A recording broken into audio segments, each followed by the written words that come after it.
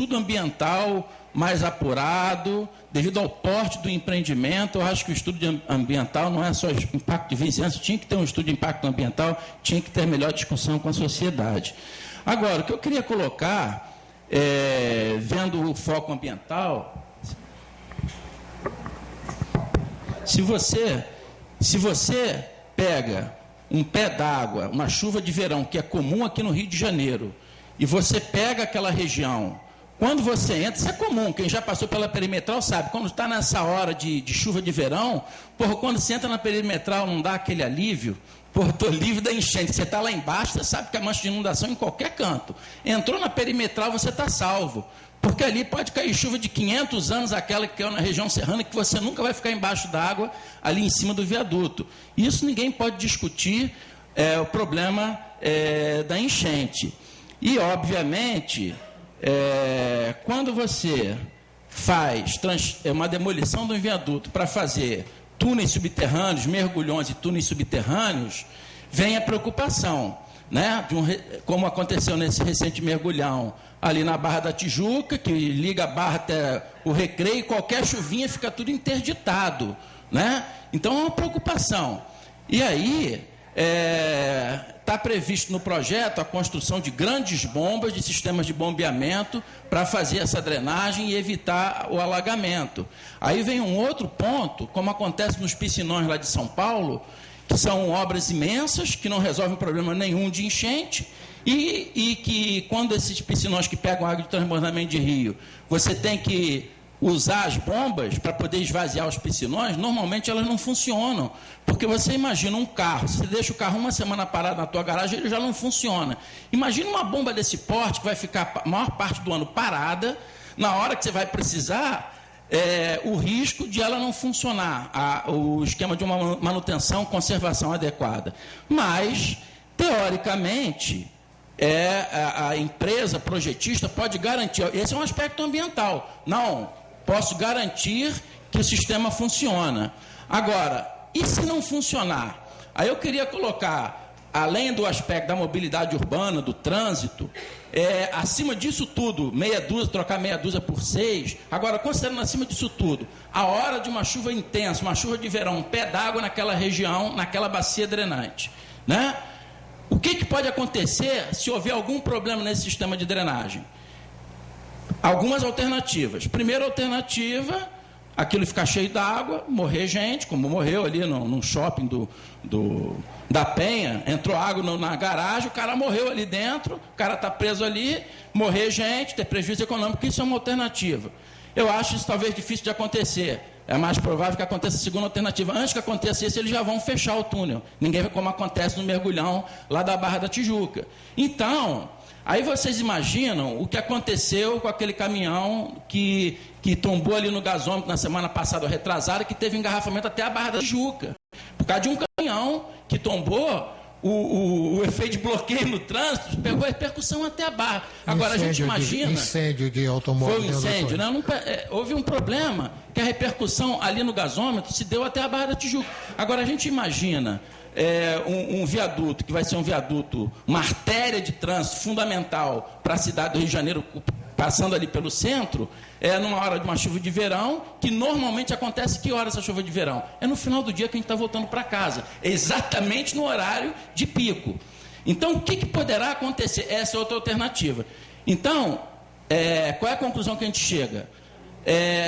Tem que ter tolerância zero para a inundação desse túnel. Não sei se alguém discorda disso. Não, esse túnel pode-se prever que ele seja inundado. Não. A gente não pode, se essa obra for implantada, não se pode tolerar inundação dessa obra. Concordam? Eu acho que isso não... Porque as repercussões são inimagináveis de uma inundação.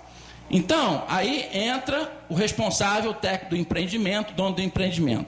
Se o dono do empreendimento chegar e afirmar que, teoricamente, você pode fazer isso, você tem um sistema de bombeamento que garante, se ele afirmar, eu garanto tolerância zero contra inundação. Não vai haver. Eu garanto que não vai haver. Assina embaixo. Ótimo, é uma garantia para a sociedade. Mas então, que isso seja colocado por escrito, porque normalmente o que acontece não é isso. Na hora que acontece o problema, a gente bota a culpa em São Pedro, vem o órgão ambiental e justifica, não, a culpa realmente ocorreu uma chuva em um dia que não ocorre em um mês. Como a gente ouve por aí? E fica tudo por isso mesmo. Então, na realidade, o que eu queria colocar é isso. Se vai ser implantada, é um assunto técnico. Eu não estou me posicionando contra ou a favor da obra. Eu tenho essa preocupação. Então, infelizmente, a Prefeitura não está aqui para se justificar. Se a Prefeitura... isso que eu acho que a gente poderia levar para o Ministério Público, né, para se ter um termo de compromisso do dono do empreendimento, independente, não estou me colocando contra ou a favor. Se o dono do empreendimento disser, não, pode haver risco de inundação desse túnel, pode haver. Neste caso, a obra não pode sair. Não sei se alguém discorda. Se alguém concorda que pode haver algum risco de inundação, que essa obra deve continuar, então não tem discussão. Então, se há essa possibilidade, essa obra não deve ir adiante. Se o dono do empreendimento diz que não há esse risco, tolerância zero, que o túnel vai ficar sempre seco, que coloque isso por escrito. E aí assina um termo de ajustamento de conduta com o Ministério Público, com o órgão ambiental, que pode prever isso na licença, de tal forma que, se há esse compromisso do dono do empreendimento, que é obrigado a fazer a manutenção das bombas, a garantir o ambiente sempre rígido, onde vai haver esse tráfego embaixo desses túneis subterrâneos. Caso ocorra, então que seja prevista uma caução, é o que eu estou propondo, de 2% do valor da obra, caução bancária depositada em banco, automaticamente ser retirado, independente do que aconteceu, para poder arcar com os ônus de todos os problemas que vão acontecer ali, de prejuízos, de mortes, de prejuízos no trânsito, nas pessoas. E isso é automático, além das punições e das medidas mitigadoras que o órgão responsável vai ter que tomar por aquele acidente ter ocorrido. Isso tem que estar previsto, porque senão vira brincadeira. A gente está cansado de ver licença ambiental de certas indústrias que tem a licença, uma semana depois tem acidente ambiental e não acontece nada. Então, essas coisas que me deixam preocupados. Então, se querem fazer, se está tudo legal, o órgão ambiental vai dar a licença, que dê a garantia para a sociedade dessa cláusula para dar tranquilidade de uma penalização e de um retorno. E se o dono do empreendimento não consegue dar esse retorno, que não se faça esse empreendimento. Se ele não dá essa garantia, não pode ser feito esse empreendimento. Na minha opinião, existe um outro problema ambiental que ninguém está discutindo, segundo a informação que eu tive do pessoal da Secretaria de Meio Ambiente do município, que no empreendimento está prevista a construção de estações de tratamento de rio, para poder melhorar o rio da região, como contrapartida, não sei se vocês estão sabendo disso, mas está previsto construção com o objetivo de pegar os rios da região, que estão todos poluídos, passar por uma estação de tratamento de rio, ou seja, considerar o rio como um valão de esgoto, tratar um rio natural como um valão de esgoto, jogando sulfato de alumínio, matando o rio e jogando esse esgoto tratado, encaminhando isso para a estação para o sistema da SEDAI. Então, é por isso que tem que ter o estudo ambiental. Então, se vai ser implementada a estação de tratamento de rio, eu faço a seguinte questão. O Rio Arroio Fundo, lá na Barra da Tijuca, que tem uma estação de tratamento de rio, o INEA monitorou, tive acesso a esse monitoramento pelo Conselho de Meio Ambiente do município, e não está tratando, a qualidade do Rio Arroio Fundo, a jusante da estação de tratamento, está péssima, apesar de toda a estação de tratamento de rio. Então, é um ponto a ser discutido, porque ao invés de construir estação de tratamento de rio, talvez seja muito mais interessante fazer como é feito em Petrópolis, como é feito em Nova Friburgo, como é feito em Araruama, nas concessionárias particulares, que tem que ter lucro, que elas implantam sistemas eficazes e mais barato que é botar a coleta de tempo seco. São tubulações laterais ao rio, que coletam tudo que é valão de esgoto, que tem muita comunidade ali, e isso é favorável para o rio, que despolui, e você pega aquele esgoto coletado e encaminha no sistema da SEDAI. É um sistema emergencial que tem o mesmo foco da estação de tratamento de rio, e na realidade é muito menos impactante para o rio, muito mais barato. Aí é um aspecto que tem que ser discutido com a sociedade, é um problema ambiental. Por isso que eu queria concluir a minha fala, sugerindo ao grupo de mobilidade aqui do Clube de Engenharia, que esse é um assunto técnico, e obviamente, o assunto da inundação desses túneis vai causar um transtorno na mobilidade urbana nessas horas de chuva intensa, que é onde tem pico do trânsito, que seja convidado o responsável pelo empreendimento para fazer uma palestra para a gente sobre esse sistema, esse bendito sistema de drenagem que ninguém tem acesso. É uma chave fechada, 7 chaves, Como que vai ser feito? Eu não estou interessado na drenagem do morro, que esse sistema é um dimensionamento clássico de drenagem, de microdrenagem, né, usando o método de Hanovер. Eu quero saber o seguinte, para evitar a inundação dos túneis, como que a gente vai ter essa garantia? Tecnicamente, se expor, para se dar essa tranquilidade para a gente, que esse é um outro aspecto que não está sendo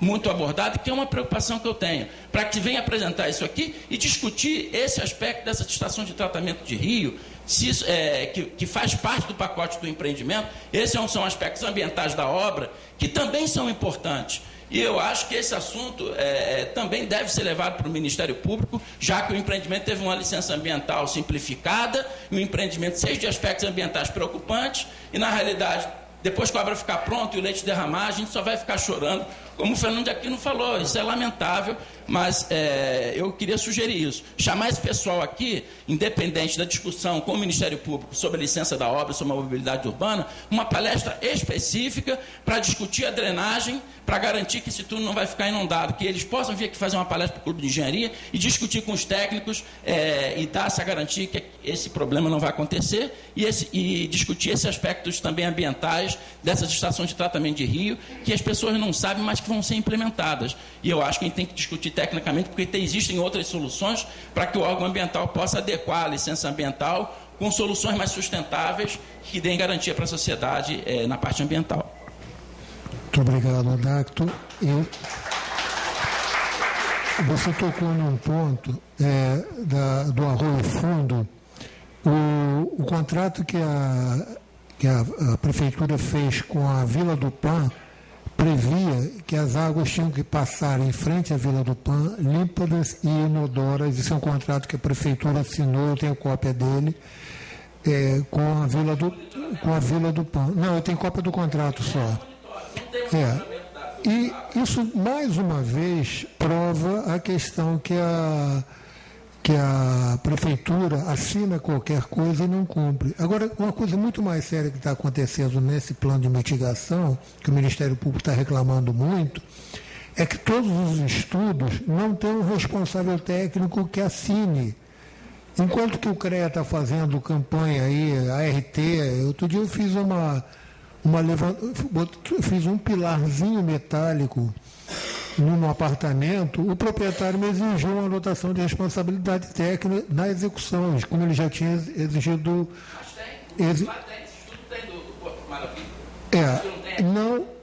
Não, os projetos uma reclamação do Ministério Público é que os projetos que estão apresentados de estudo de tráfego não estão sendo assinados por quem é o responsável. Isso está gerando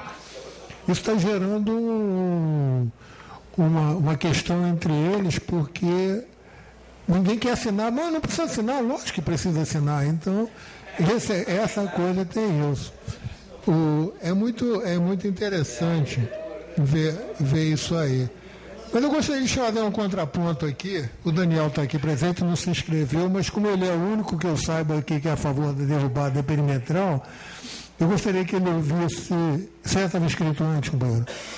Tá, aí era. Tá, então o Daniel fica se prevenindo para falar, porque ele é o único que eu sei aqui que é a favor da derrubada perimetral. Ele não está inscrito não, mas eu inscrevi ele. Agora o colega primeiro que já tinha se inscrito. Agora o arquiteto Hélio Brasil. Meu nome é Hélio Brasil, eu sou arquiteto. No momento estou fazendo parte de uma assessoria no CAL, RJ. Como vocês sabem, há pouco tempo o CAL foi constituído, né? Houve esta separação apenas, digamos, formal entre engenheiros e arquitetos, abrigando os arquitetos no CAL, mas eu acho que nós continuamos afinando nossos pensamentos e convergindo. Antes de falar, eu queria fazer uma pergunta ao Dr. Tomás de Aquino, que eu gostei muito da sua intervenção, inclusive o senhor lembrando o Ascortem. Outro dia, uma das argumentações sobre a exigência de derrubar o elevado é que ele estaria extremamente comprometido em suas condições estruturais. Eu soube e até acompanhei, de certa forma, através de informações técnicas, que já se usava o aço Corten, etc. e tal. Eu queria saber do senhor, isto é verdade? Absolutamente. Boa observação sua pergunta. Como eu tinha mostrado ali, esse tipo de aço tem uma natureza de, uma vez estabilizado, não há mais corrosão. E a estabilização faz em 3 anos. Ele tem praticamente meio século. Eu mesmo, pessoalmente, andei caçando algum ponto de corrosão lá e não tinha. Então, não existe esse comprometimento. Não é um aço comum, é um aço mais nobre, que tem na liga, de baixa liga, fora carbono, manganês e tal, normal. Ele tem vanádio, nióbio, cromo e tudo. Essas que foram longamente estudadas pelos americanos e os japoneses. Então, esse tipo, o maior ponto forte desse elevado é exatamente esse detalhe. Porque nós tivemos, por exemplo, o elevado do Joá comprometido com a superfície do concreto sendo desbastada e aparecendo o ferro, que aí sim se compromete a estrutura. Eu não sei se está acontecendo isso. Não, exatamente. Outra coisa também que eu queria dizer é o seguinte, não estou trazendo uma posição aqui do CAL contra ou a favor a derrubada. Eu acho que é importante a questão da reflexão. Não gostei muito de ouvir o comentário que estão fazendo um projeto de depuração. Não é bem isso. Eu acho que pode haver uma certa, até alguns equívocos, e espero eu que não haja má fé em certas soluções. Mas, de qualquer maneira, o que me preocupa é o seguinte, eu sou um velho arquiteto, velhíssimo talvez, e testemunhei quando este elevado cortou a cidade, aliás, todos eles, mas este particularmente. E no momento em que ele atravessou a Praça 15, foi aquele susto e um protesto muito grande por parte dos arquitetos. Por quê? Ele